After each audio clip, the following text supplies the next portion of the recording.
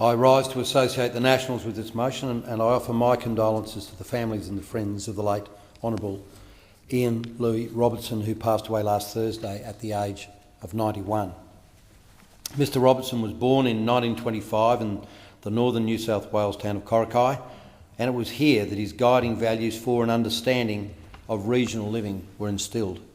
Mr Robinson's upbringing contributed to his well-rounded and resilient character, which in turn drove him to commit so much of his life to public life and to improving outcomes for regional Australia. Mr Robinson became involved in public life from quite an early age, became a member of the Rural Youth Movement and the Agricultural Bureau, as well as a youth member of the Country Party, the founding party of what is today the National Party, representing regional interests. From there he moved into roles including becoming secretary of his local Country Party branch, a member of the Electoral Council Executive and a representative delegate to the New South Wales State Conference and Central Council. In these roles, Mr Robinson developed his political skills, a fine representative of regional constituent issues. He grew up on the property held by his grandfather since the early 1870s and owned a family-run dairy farm. Before entering politics, he spent his time as both a journalist and a company director, and it is this experience, beyond the oft-trod path of political staffers and the lack of experience that I suspect infects those coming to this place since that time. A hard-working man determined to change things for the better. And in regional and rural Australia, the complement of a hard-working man is about as high as it gets, and it is really a terrific descriptor for Ian. He was elected to the New South Wales Legislative Assembly for the seat of Casino in 1953, and he held that until 1963, when he contested the federal electorate of Cowper. Mr Robinson successfully regained Cowper and contributed to the Menzies-McEwen government's record majority government at the time.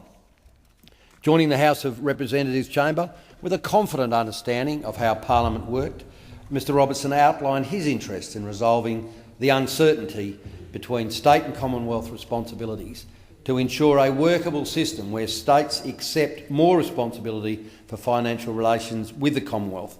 I have to say, I'm not sure we've got that completely sorted, and something that we continue to grapple with in this place today.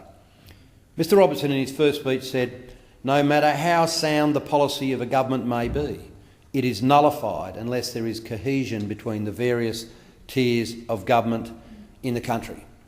He was one of those men who actually ensured with every policy there was an implementation plan to ensure that all of the jurisdictions held up to their particular part of the bargain.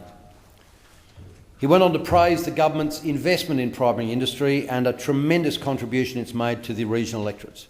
I'm confident that Mr Robinson would also be pleased with my party's, in fact Parliament's, continued investments in the interests of regional citizens. From 1963, Mr Robinson actively represented the interests of the constituents in the electorate of Cowper at a federal level and fulfilled the role as Assistant Minister assisting the Postmaster General Alan Hume from 1971 to 1972. Mr Robinson continued to represent the interests of Cowper residents until 1984, and as a result of the electoral boundary redistribution, he transferred to the new seat at Page. Mr Robinson said himself, "The only way to look fairly and squarely at the development needs is to ensure that the representation in the Parliament provides a practical means of bringing into the Parliament the views and the requests of people in the far-flung corners of the Commonwealth."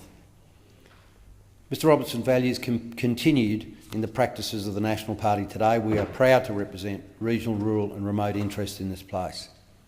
An active member of so many parliamentary committees and a strong public speaker, Mr Robinson was an esteemed spokesperson for the National Party, standing and winning at 13 elections, one of which was unopposed due to his renowned strength in representing his rural constituents.